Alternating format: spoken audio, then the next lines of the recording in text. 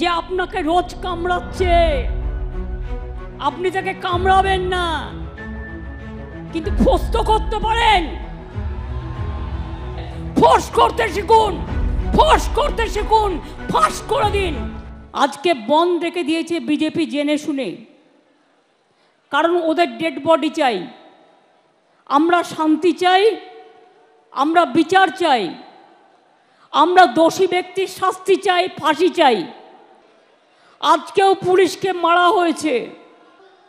CBI বলুন, ED বলুন, ইনসাফ বলুন, সব কিছু বিজেপি করে, বিজেপি চালায়।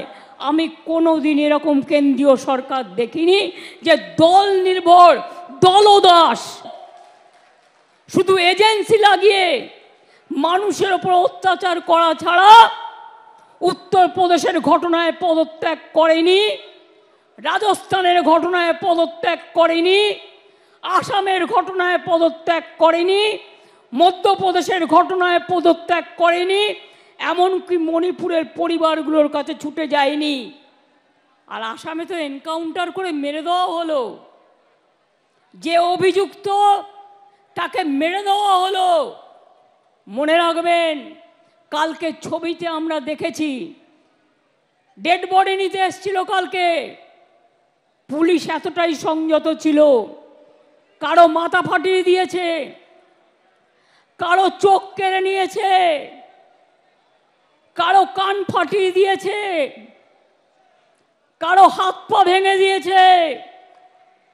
তাও পুলিশকে আমি কালকের জন্য স্যালুট জানাই।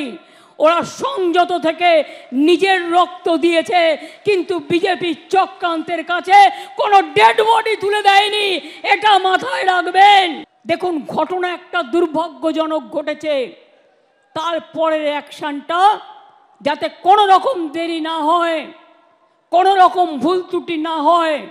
আর আমরা চেয়েছিলাম 7 দিনের মধ্যে ফাস্ট ট্র্যাক কোর্টের মধ্যে দিয়ে আমরা ফাঁসি করে দেবো, এটা আমরা চেয়েছিলাম। আমরা বিচারে দাবি চাইব। আজকে যারা কামদুনি বলেন তাদের বলি, কামদুনি কেসেও আমরা ফাঁসি চেয়েছিলাম। কেন ছাড়া হবে? যে খুনি তাকে কেন ছাড়া হবে? যে ধর্ষণকারী কেন ছাড়া হবে? যে অত্যাচারী তাকে কেন ছাড়া হবে? কিসের নিয়ম? রাজ্যের হাতে পাওয়ার থাকলে আমি 7 দিনে করে দেবো। যারা ধর্ষক করবে তাদের একমাত্র শাস্তি ফাঁসি, ফাঁসি, ফাঁসি, আর কিছু নয়।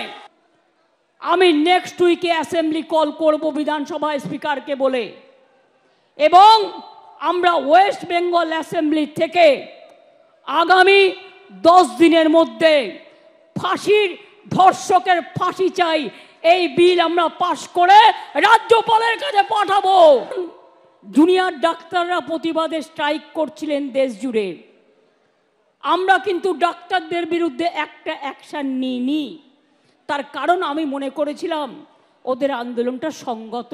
আমি শুধু বলেছিলাম আজকে সোমবার, আমাকে শনিবার পর্যন্ত টাইম দিন। 16 দিন হয়ে গেল, কোথায় গেল বিচার? আমরা কোনো ব্যবস্থা নিইনি। আপনারা আন্দোলন করেছেন, আমি কোনো ব্যবস্থা আপনাদের বিরুদ্ধে নেব না। কারণ আমি যেহেতু মনে করি আপনাদের দুঃখ থাকতে পারে, অভিমান থাকতে পারে, ক্ষোভ থাকতে পারে, আপনারা বিচার চাইছেন, কিন্তু এবার আস্তে আস্তে জয়েন করুন। আমি অ্যাকশান নিতে চাই না, তার কারণ আমি চাই ওরা ভালো করে পড়াশুনো করুক। আমি যদি কারোর বিরুদ্ধে এফআইআর করি, তার ভবিষ্যৎটা নষ্ট হয়ে যাবে, সে আর কোথাও চান্স পাবে না, পাসপোর্ট পাবে না, ভিসা পাবে না। আমি যদি কারোর বিরুদ্ধে লিগালি অ্যাকশান নিই, সে বিচার পাবে না, সে মনে রাখবেন তার জীবনটা পুরো নষ্ট হয়ে যাবে। আমরা সেটা চাই না। আমরা একমাত্র গভর্নমেন্ট যেটা নারী সুরক্ষার জন্য রাত্রি সাথী আমরা ডাক্তারদের জন্য তৈরি করেছি। মনে রাখবেন, বাংলায় যদি আগুন লাগান, আসামও থেমে থাকবে না, নর্থ ইস্টও থেমে থাকবে না। আপনার চেয়ারটা আমরা টলমল করে দেব।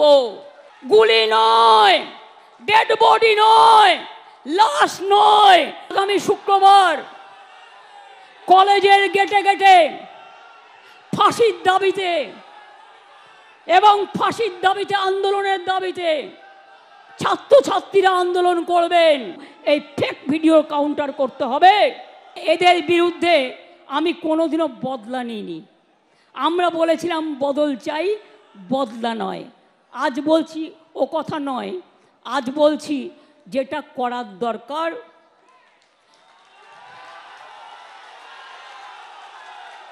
সেটা আপনারা ভালো বুঝে করবেন।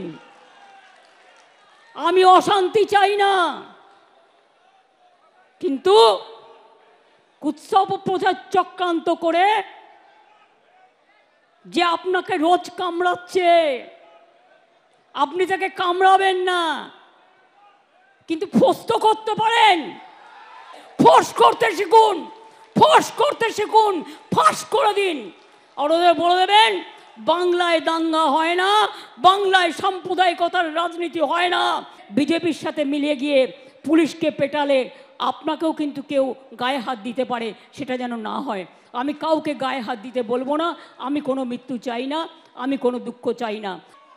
কখনো কখনো মানুষকে সহ্য করতে হয়, এখনো সহ্য করছি, এখনো ধৈর্য ধরছি, কিন্তু সহ্যের সীমা ছাড়িয়ে গেলে আমি যে কি করতে পারি তা আপনারা কেউ জানেন না।